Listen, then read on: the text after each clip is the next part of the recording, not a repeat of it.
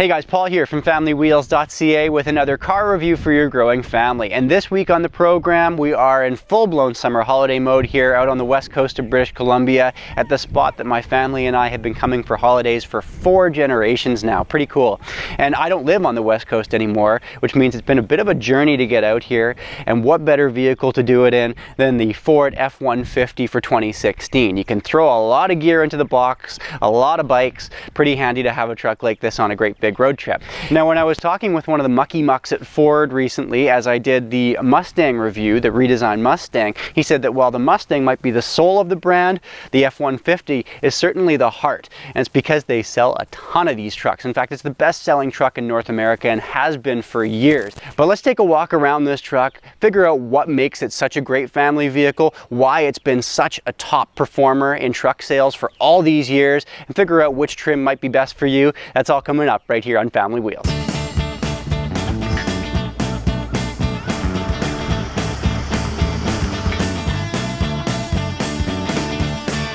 I always see the size of these bags.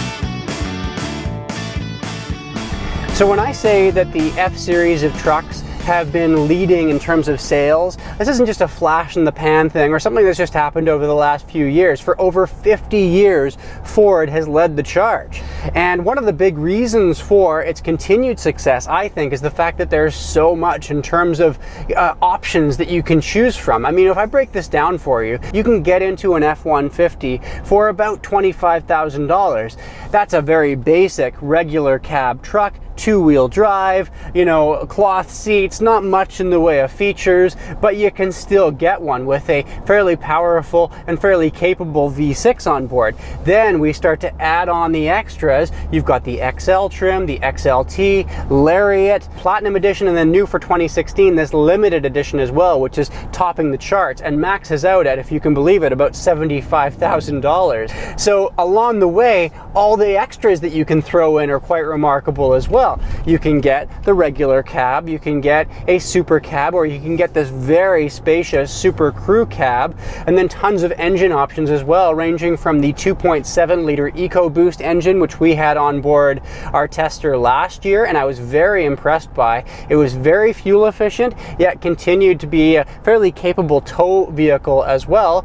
And then we've got this all the way up to a 5 liter V8 too. So if you want a little bit more oomph, you can get that from that traditional 5 liter naturally aspirated V8. And then what we have here in our tester today is what Ford is touting as its real flagship engine, a 3.5 liter turbocharged Ecoboost engine. So what this is meant to do is give you the power when you need it. The turbo will spool up and it will give you the energy, or the power that you need. However, when you're cruising along a flat section of highway, the turbo is going to chill out a little bit and you're going to get more fuel efficient numbers as well. We're seeing about 13.5 liters per 100 kilometers here on about 2,000 kilometers of driving, and that's a real mixture of highway driving, city driving, country driving, and just bombing around the occasional logging road as well. So a real good example of what in a real world you're going to expect in terms of fuel efficiency. But the way this truck drives is a real treat. I found that with the smaller Ecoboost last year as well. It's smooth. The 6-speed automatic transmission on this truck is very smooth as well. And at one point we were actually stuck in some pretty nasty traffic in Vancouver, and I was finding that even in that stop and go traffic, this vehicle doesn't sort of lurch along like some heavier trucks would. It feels very refined, whether you're on the highway or in the city. Now, you're not going to find a ton of new features in the 2016 F-150, but some of the little Easter eggs that you can look for include this rather clever Pro Trailer Backup Assist system, which basically takes the guesswork out of backing up a trailer. So if you only do it a few times a year, you're not going to find it particularly intuitive. It is a little bit tricky. It's kind of backwards thinking as you're backing down, say, a boat ramp with it. This allows you to think of it just as you would drive forward. So you use your backup camera as your screen. Of course, you have to keep an eye out for your surroundings as well. And then as you're backing up the trailer, you're just driving it as you would drive straight down a ramp, and it makes kind of that backwards thinking disappear, which is a handy feature to have. But I will tell you, I did try and set it up on my father-in-law's boat so that I could try and test it out for you, and it was a very lengthy process to try and set up a trailer. There's all kinds of different calculations that you have to plug into the system for it to work, and it's a little bit finicky. So do be aware of that. It's not like you can just throw your trailer on and Bob's your uncle. Every time you add a new trailer onto this vehicle, so if you have a boat and a cargo trailer and an RV, every single one of those is going to have to be inputted separately, and it's a little bit tedious. So just something to keep in mind. Other features new for 2016 include a new appearance package for the XLT and Lariat trims. Of course, this limited trim is brand new as well, so it gives you even more features. We'll get to a bit more of that in a moment. And then we also have natural gas prep kit. So if you wanted to be able to convert your F-150 into a natural gas system rather than running off of conventional gasoline, you can do that more easily.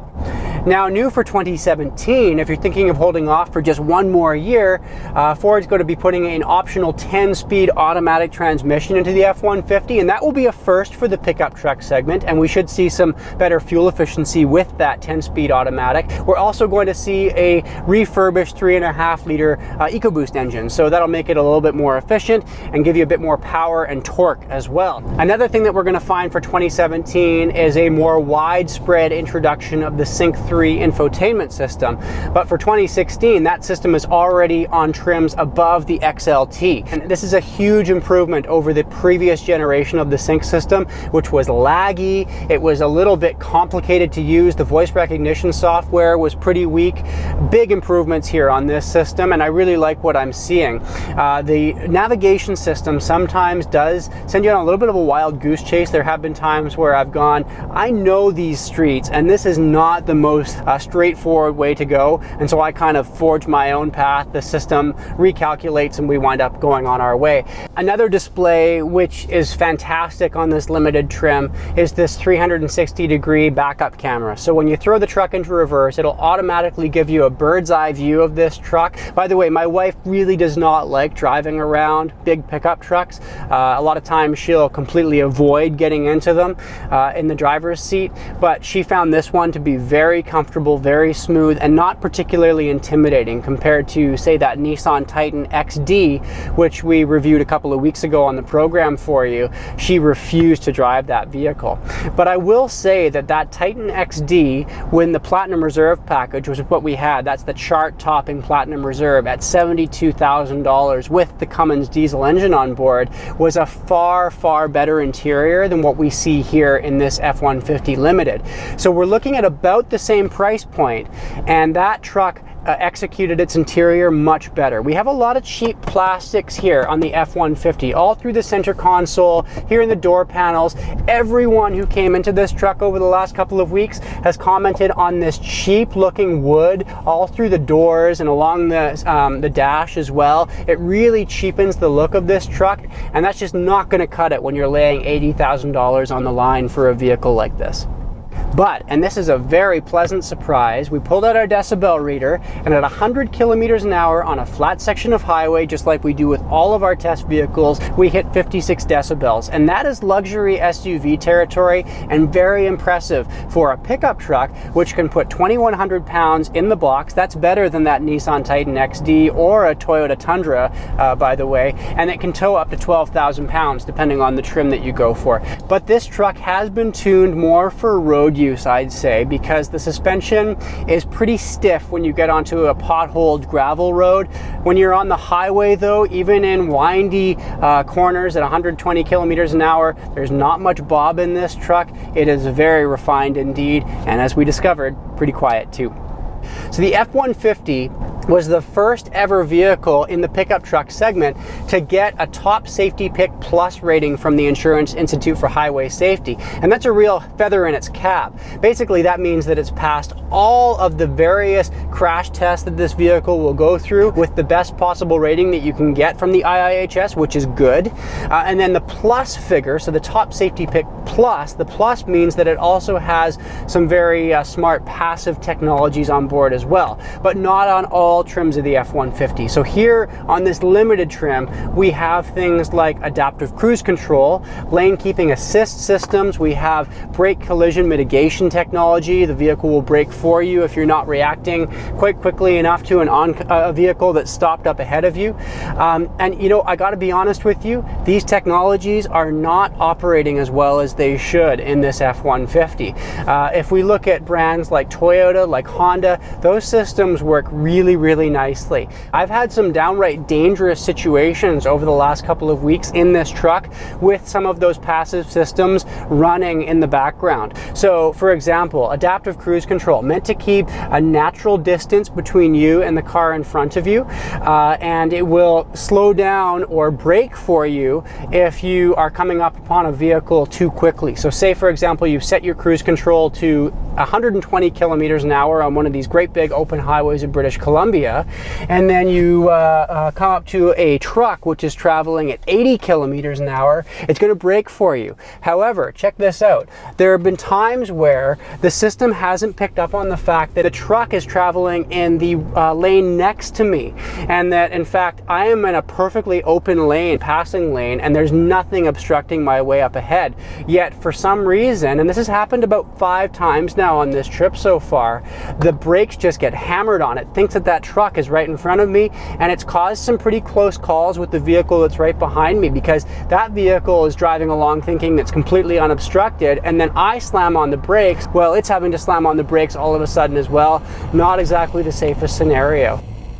Well, last year on our test of the F-150, I raved about the legroom in this Super Crew cab, and that continues to be the case for 2016. Just acres of legroom available to you on this truck, and it means that 3 full-size adults could fit in this vehicle for a long road trip without issue. Now you can see here in this limited trim, we kind of have 2-tone leather back here. Looks pretty slick. Again, it's not the highest end feeling leather, and these perforations in back seats, I've talked about this in so many different vehicles. I think that this is a real mistake because these perforations are difficult to keep clean, and they're difficult for families. Some other features I like in the back seat of this vehicle, well, in this limited trim we have heated back seats, as well we have heated and cooled front seats in this truck, and then we also have a household style plug-in point both in the back seat and up front there as well. Nice thing to have if you've got a cooler or tools to charge or whatever. Tons of storage space in this truck too, which I think is huge. I mean, check out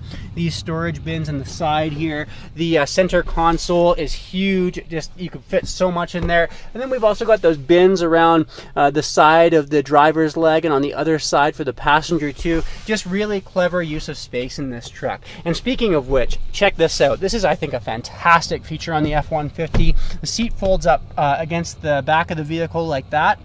And we have a totally flat load floor, which means that it's really easy to store tools, camping gear. We put our dog back here because there isn't this hump in the floor. This system, I think, is fantastic and really is a real leader for Ford in terms of backseat comfort and usability. You can get a 5.5, 6.5, or 8-foot box in the F-150, and here in this Super Crew, you can only get a 5.5-foot box, which I think is a bit of a shame. I'd like to see a slightly longer option available as well, because even as a family of 3 going away on our great big road trip, we filled this box right up. It would be nice to see that a little bit bigger. Now, here's something that I think is a little bit over-engineered. It's the step-up system. So this comes down like so, and then I can step up into the box, and it works really well. But to be perfectly honest, I'd rather just see the kind of system that GM's got, where they've got a little insert here in the bumper. You use that as your step up. It's just a little bit simpler and maybe a little bit over designed in what we're seeing here from Ford. Now, speaking of over designed, this system right here for accessing things at the back of the box broke on me last year on our tester. I'd rather just see a running board solidly put into place all the way back here so that I could access stuff at the back of the box and not have to worry about it. I mean, check out all those little inner workings there. It's just a recipe for things to go wrong. And here on this limited trim, continuing in that vein, you can see that when I open the doors, the running boards come folding out through a mechanic system. And again, a real opportunity for stuff to go wrong. And because they're tucked up underneath the truck, they get really muddy. So if you're working on a job site, your feet are going to get dirty every time you use it and step up into the vehicle. Now I've put our rear-facing car seat in place here so you can see just how much legroom that Super Crew cab affords front passengers, even with a rear-facing car seat in place. We've got about 12 inches of legroom here, and that means that full-size adults like myself, even at 6'2", total non-issue, which is really exceptional for a pickup truck. Seat comfort in this F-150 in this limited trim is okay. They're not amazing, and the massage feature that you get in this limited trim as well, much like that Lincoln MKX that I tested for you a few months ago, is just not quite there when you compare it to the European brands. It kind of feels a little bit too much like a robot, you know, probing your back, and in fact I just never really used it as a result. It kind of feels weird. And while there are a ton of different options and trims available to you on the F-150, and that's great, I just don't see the point of this new limited trim. At $75,000, your attention to detail has to be so meticulous. And this just feels like a dressed up, cheaper F-150. Like, let me break this down for you. For 46 grand, $30,000 less, you can get a Lariat with leather seating surfaces, with the 3.5 liter Ecoboost, with the Super Crew cab, and you're saving 30,000 bucks. I don't see where that money's going. So save the money, look to a cheaper F-150, and I think you'll be really happy. But I'd love to know what your thoughts are. Would you splash out and go for this limited trim? Do you think it's worthwhile? Which trim would you go for? You can leave a comment below. You can always find me on Twitter as well, @FamilyWheels, and you can find all of our reviews, including the report card for this truck, at familywheels.ca. That's our website. Thanks for tuning in. I'm going to get the last of our little bit of holiday time in here, and we'll see you in about 7 days in our next review. Have a great week.